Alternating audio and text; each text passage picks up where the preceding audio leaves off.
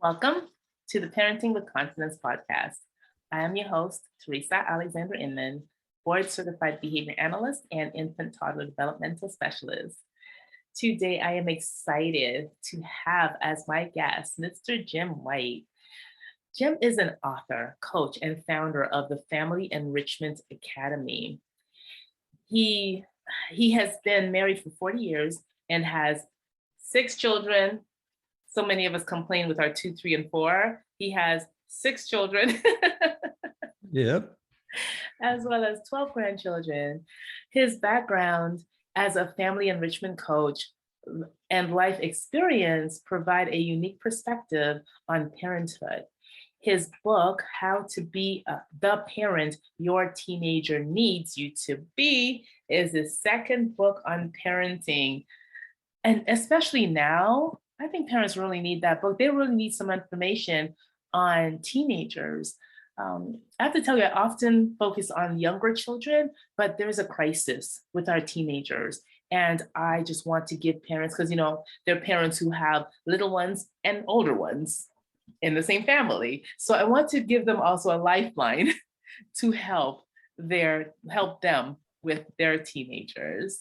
So welcome, Jim. Thank you. It's an honor to be here and looking forward to hopefully sharing some insights that'll be valuable to your listeners. Oh, I am so sure that's going to happen. I don't have any doubts. All right. So, you talk about empowering your teenager to be their absolute best. How do you do that?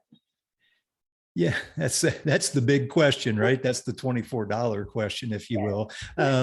So I think in one of the things that I notice with parents with teenagers and where it all starts is having the intention to empower them. I mean, you got to take that on as what your goal or objective is. And I think what happens with a lot of parents with their teenagers is they struggle in shifting. You talk about younger children, and you work a lot with the younger children. When parents work with their younger children, they have more control, if you will, over what's going on for that younger child. They're sort of in charge. But what happens is as that child grows into their teen years, there needs to be this transition where they let go of some of that need to control everything. And rather than and sometimes parents, well, if I don't control it, what do I do? Well, the natural progression is to work to more of an empowerment mindset, which is where the idea being that how do you help the child make better decisions? How do you help the child be more responsible and support them in doing that for themselves rather than trying to control what they're doing and making them do that? And so the first step in the process is to be intentional about, this is what my role is now. My role is to empower and to support them as they go through and start to take on that responsibility for themselves. So that's step number one. The second piece, and actually one of the fundamentals within my book, is in order to empower, or sometimes I hear parents like to use the word influence, to be able to influence their teenager. In order to do that, though, you have to have a really strong connection with the teenager. And that's another thing that tends to erode as our children grow into their teen years. There starts to become a gap, and parents start to feel like they're not as connected. Their teen won't talk to them, or they don't know what's going on with their teen, or they just feel like there's this disconnect with their teenager. And so another piece in the empowerment process is for the parent to be really intentional about building connection as well, because until you have a connection, you can't really hope to empower or to influence them. So that's, those are two kind of sort of fundamental steps. But then the way it works from an empowerment perspective, you have to think of your role as being more of one of asking questions. A simple example would be, a lot of times parents worry about their teenagers going out on Saturday night, and maybe they're going to be at a place where there's drugs or alcohol available. And so rather than trying to control that scenario, the parent's role from an empowerment standpoint is to ask the child, what would you do if somebody offered you a drink at that party tonight? And you let them process and think through, and you're supporting them. And then if they, once they give a good answer, you could say back to the child, well, you know what, I could see you saying that. I think you're going to be able to make a responsible decision tonight. And so you can see how that's more of a supportive empowerment role, as opposed to saying, you got to be home or you can't go, and trying to control the situation. So it turns into asking better questions, or using questions as a way to help your child process and think through and make responsible choices. So those are some fundamentals to getting into that empowerment mindset. Wonderful. Thank you. And that is so valuable. Now, what are some ways that parents, because you mentioned connecting with their child, what are some ways that parents can connect with their children? Yeah, in the book I have, in my book, I have that's the whole fundamental section is around connections. And it has a lot to do, people say, what do I do? And I like to back them up and say, well, the first question is, how are you being in that situation? Mm-hmm. For example, I talk about being compassionate. And if you're just compassionate with your teenager, you're going to develop connection.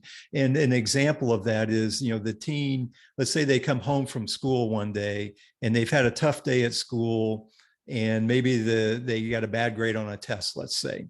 A lot of times, what parents will do is they want to jump in and fix the situation. They start telling them what to do and how to be different and all that sort of thing, when really it's more appropriate just to be with them and be compassionate. And by compassion, I mean, you sort of let them have their feelings of disappointment or frustration or anger, whatever that might be. And you just are with them from a compassionate standpoint, and that builds connection. So that's an example. There's other ways. Another one that I love to throw out for people is to be playful with your teenager. It's sometimes when kids are little, we do that on a more natural basis, but as the child becomes a teenager, we maybe let that playfulness go away a little bit. So, if you got a son who likes to shoot basketball, play basketball, go out in the driveway and play a little game of one-on-one, or play some horse, or, some kind of a game. Or if they like video games, go into their world a little bit and play, and be playful with them. An example I like to give from our family is my youngest daughter really loves show tunes, Hamilton, Les Mis, all those different show tunes. And she'll flip on the Pandora and put on one of the soundtracks from one of those shows. And my wife and her will sing together. Oh, and if you think about it, it's being playful, and they're not talking, they're not having, they're just sort of having fun and singing. And they even, they start to act things out. And it's a way to be playful and have those moments together as a way to connect. So that's another example, is being playful. A shared experience is another great way to build connection. Let's say you've got a son or daughter who has an interest in learning to cook, for example. Why not take a cooking class together? Go do it and have that shared experience as a way to build connection with them. So again, you have to be intentional and start to think, how do I build connection? And again, think of this as like laying a foundation. You want to do these activities as a way to build that connection ahead of time. And so that then when there's an issue or a problem down the road, that teen is more likely to share with you. They feel more comfortable in taking your, like say, influence, or allowing you to help them through an issue if you've built that foundation. So this is just a couple, 3 examples on ways to build connection. And they are so powerful. And I just wanted to add, though, parents, the fun, like Jim said, the fun that you had with your children when they were younger, continue that, because when you stop and you have to reintroduce yourself to them and start doing that all over again, it makes it more difficult. So continue that playfulness. It also makes parenting a lot easier. Right. And it's interesting, as your teen grows, they start to have the ability to think in less concrete terms. They can have humor that's different than a young child, for example. And it's okay, to have some playfulness around that and enjoy that kind of, sort of joking around, if you will, can be part of that as well. So play can be a great way to connect, but you have to find, you have to be a little bit intentional about it and make sure it's part of the relationship. Absolutely. Yes. And I think the key term here, and correct me if I'm wrong, is relationship. Because if we don't, you would think it was a given that parents have relationships with their children. And often I see it, because I also work in the school district, as a one-way thing. The parents are always dictating to the child what they should do, what they should be, where they should go, and what they should do. And it makes, I feel disempowered for the child, because Right. they don't have a choice. And instead of, giving them some choices, they're dictating what they should do. And you can see actually the life just get drained from that child. And it's really sad to see. Right. And I like to encourage parents to think in terms of, that teenager in just a few short years, 4, 5, 6 years, if they're, 13, 14. I mean, if you got a junior in high school, they're 16 years old. In just a few years, they're going to be out on their own. And they need to be able to handle issues, make decisions, and be responsible without you being there to direct what's going on. And so that's why that role needs to shift, and you need to allow them to start to do things and to experience. And the other thing that's a little bit of a struggle sometimes for a parent is that there's a very good chance that the teen will fail at some stuff. And you have to let them go through that process of failing and discovering what works for them, or how they can make it work better. And again, from an empowerment standpoint, rather than saying, well, here's why you failed, you should have done it this way. The empowerment side of me says, when that happens, you say to the teen, well, what do you think went wrong? Let them process that. How could you do it differently to make it work better next time? Let them process that, because what you're teaching them, I heard a really great comment. I can't remember where I heard this the first time, but the idea is it's much more valuable if we can teach the teenager to be resourceful. That's one of the most important things we can teach them, is how to be resourceful, so that then no matter what they deal with down the road, they can find a way to make it work. Rather than solving that problem today, teach them to be resourceful, and then you set them up for a much better future down the road. Absolutely. Because when you solve problems for children, you're not allowing them, first of all, to build pathways in their brain. They don't become problem solvers. From a study that I read, they become helpless because they're so used to people solving problems for them that they just don't know how to do it. And that is Right. sad. Yeah, I read a little anecdotal thing from it's talking about kids going to college, and they're freshmen. They're there signing up for, registering for classes. And they say that they've seen kids, when the class is not available, they call their parent and hand the phone to the registrar, say, here, you talk to them and figure this. And it's like, no, you got to be able to solve, this is part of being responsible, is being able to deal with that kind of stuff on your own.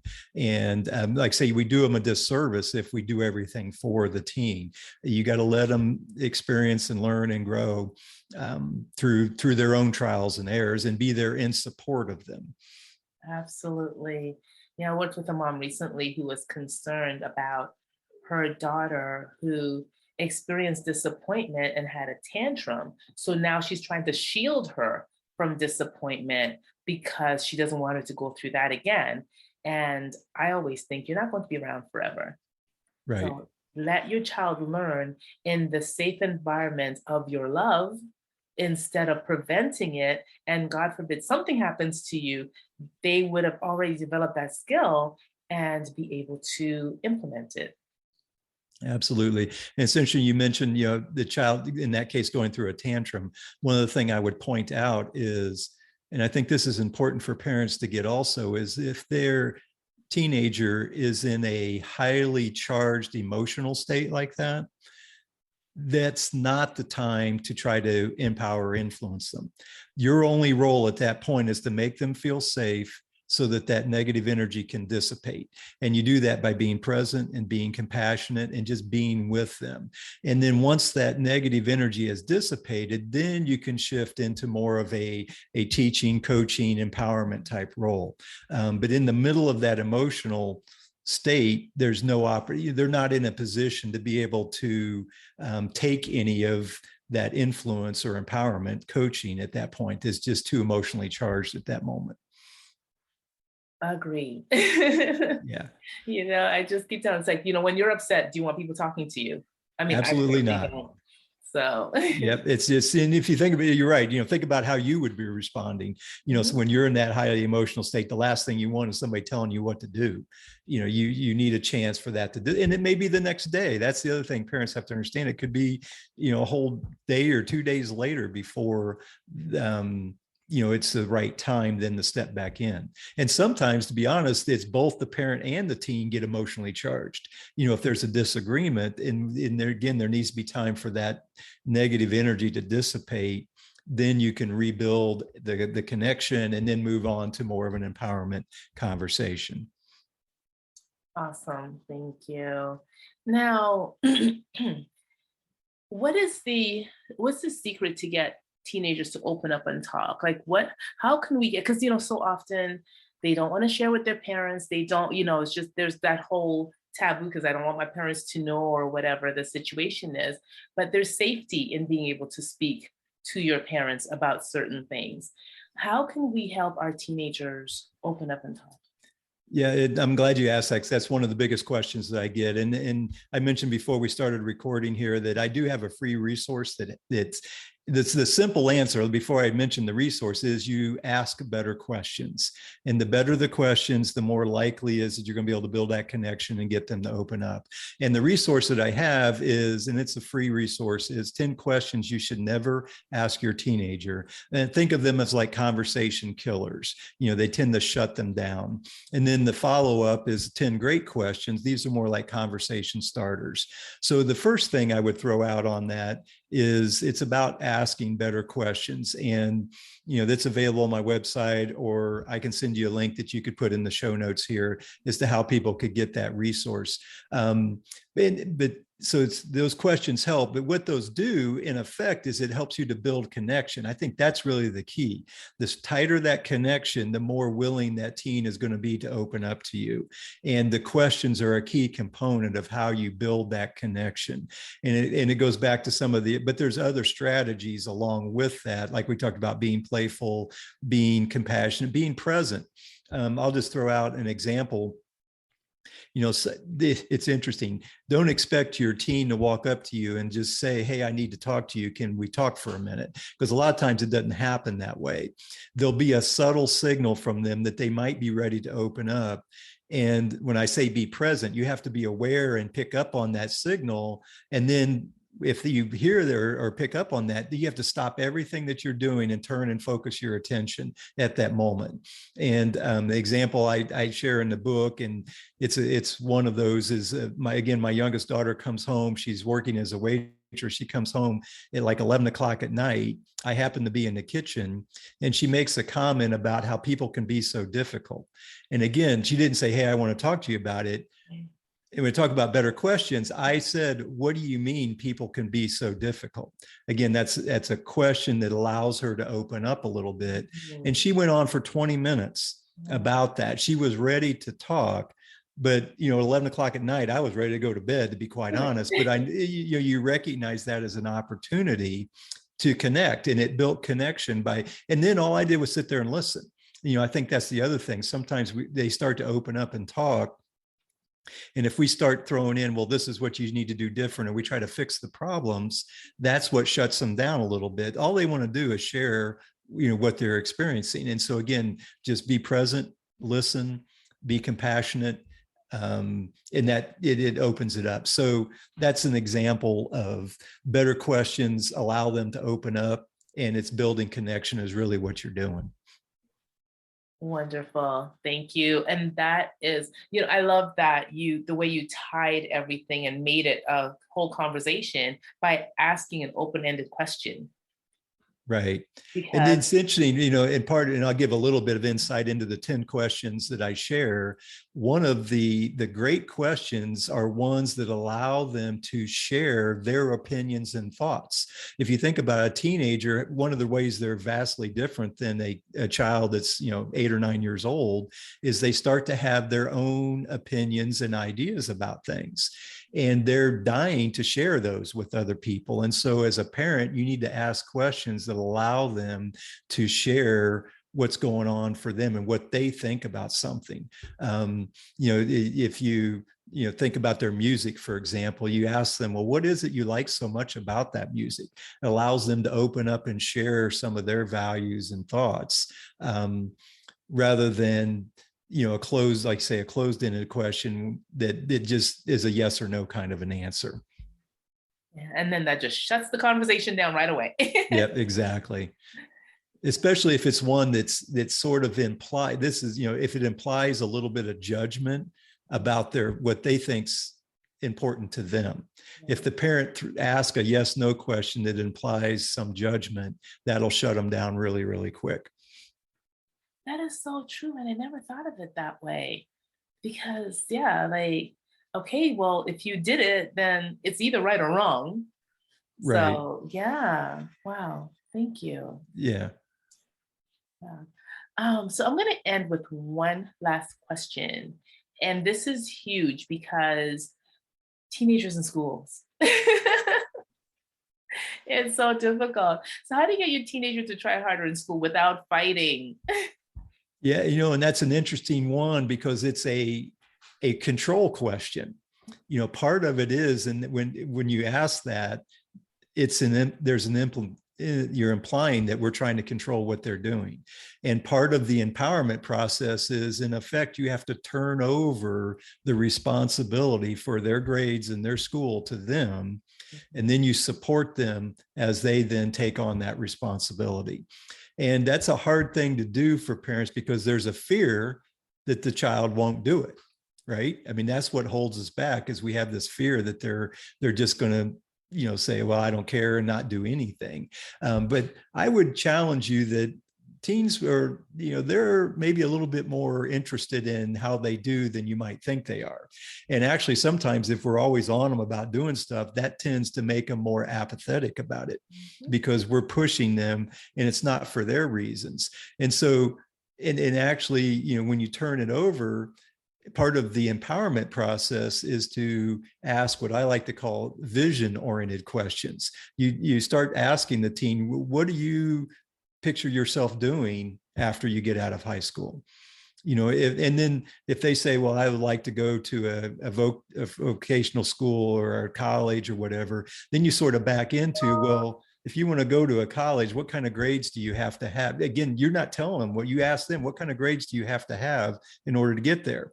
And they may say, I don't know. And again, don't give them the answer. Say, well, where do you need to go and look to find out? Yes. Put it on them and give the problem to them to solve. Give them a few days. They come back and say, well, it looks like I got to have a B+ average. Okay, if that's what so it's their goal, their objective, their grades, and then you just support them and say, well, what do how are you going to get there? How are you going to study to make sure you get to where you need to be? What classes do you need to take? You're not telling them what to do. You just support them. And then you might say, how can I help? Mm-hmm. And that's okay to do. What can I do to support you? And they may say, well, check on me once a week or whatever, but let them come up with how you can best support them. So, and what happens is they start to get inspired. And I like to use the word inspired because it's an inside out thing. It's their goal, their motivation, if you will, and they become inspired and they start to take it on for themselves. So I think that's it. And it's hard. I understand that for parents, it's hard because there is that fear. And there could be a moment where you might have a situation where they sort of back away from it. Yeah. And I would throw out that if they do, that's just a sign or a symptom that there's some deeper issues that maybe need to be dealt with. They're really struggling. They may feel disconnected, not only from you, but from you. Maybe they don't feel like they fit in at school, for example. That apathy or disconnect is really a signal or sign that there's some other stuff going on. And so you need to address that first before you can even start to deal with the school stuff. Right. And how would you address that? Pardon? How would you address that? How would you address the apathy? So, like I say, I would see it as a sign that there's something else going on. Mm-hmm. And you ask the question, say, I'm concerned about you. Again, your point is you're on their side. Right. You seem, when you were younger, you seem more interested in school. You don't seem as interested in now. I'm not. And then you tell them, I'm not so much worried about the schools. I'm worried about you. I mean, are you doing okay? Is there something going on? and see if you can get them to open up. If they won't open, I guarantee you there's something going on, and they may not open up. If they don't, your role is to build connection, build connection, build connection, so that you can eventually get to that point to where they will then open up to you. And it may not happen overnight. And the other thing is, you build connection, you're going to start to have some insight. And I would invite you to trust your intuition on, some ideas about what's going on for them. But again, without connection, you don't have that insight or intuition to lean on. So that's where I would start. And it's because the first role is to have them be comfortable and feel connected. Once they're there, then they can move on to these other sort of outside goals, if you will. Does that fit or make sense? Yes, no, that's perfect. It's perfect because, I always want to have parents look at the other side of things and, give them tools that they could use, and you gave some really good questions and ways that you can lead them and lead their teenagers and help the parents lead the teenagers into that. So yes, that was amazing. Perfect. Well, I appreciate that. Yeah, thank you. So are there any last words you'd like to share with our audience before we part? Yeah, and maybe it's just the idea of being intentional about their parenting. And I say that because circumstances are going to happen that can cause, every day it's a journey, I guess, is maybe where I'm heading. Every day there's going to be new circumstances that come up, and you can just sort of bounce around without any real intentionality or not really any idea of where you're heading.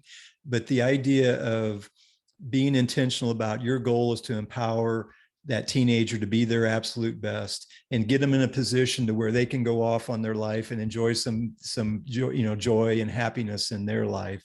And so, but that requires you to be a little bit intentional and be about, like, for example, building connection. You may have to, it's just not going to happen by accident. You're going to have to make an effort to do it and to empower, to learn empowerment skills. And it's a part of the parents' growth as well. And actually, this is what I might leave you with, is one of my messages to parents is that parenting your teenager is a great way for your own personal development to move forward. As a person, you're going to discover things about yourself, and you're going to learn new skills that are going to be beneficial for you for a lot of different, it could be help you in your marriage or help you at work as well. The idea of building connection is valuable within a marriage or within your workforce as well, right? And so it's an opportunity to develop and grow as a person. And so you adopting that growth mindset, being intentional about what you're trying to accomplish, is I think where the magic lies, if you will. And there's always hope. I guess maybe that's the last thing, is that there's always hope, and you can always rebuild and sort of reconnect and move forward. It's definitely possible to do that. So wonderful. And I think that's a great place to end. There is always hope. Absolutely. Yes. Thank you so much, Jim. It has been an absolute pleasure hanging out with you today. Yep, my pleasure. And again, it's always great. And I just love being able to share some insights and thoughts for people, because like you, my whole goal is just to be able to help move people along that parenting journey.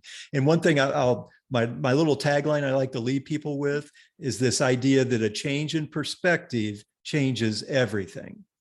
And that's kind of what we've been talking about. How do you shift that perspective? And if you do, you might be amazed at how it can change everything about the relationship with your teenager. Absolutely.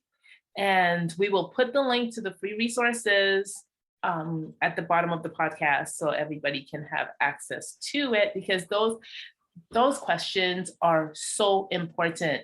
They make the difference between a teenager that you are engaged with and connected with, or one who doesn't trust you and, basically walks away. So. Well, perfect. Thanks again. I appreciate the opportunity to join you today. Thank you, sir. Be well. You too.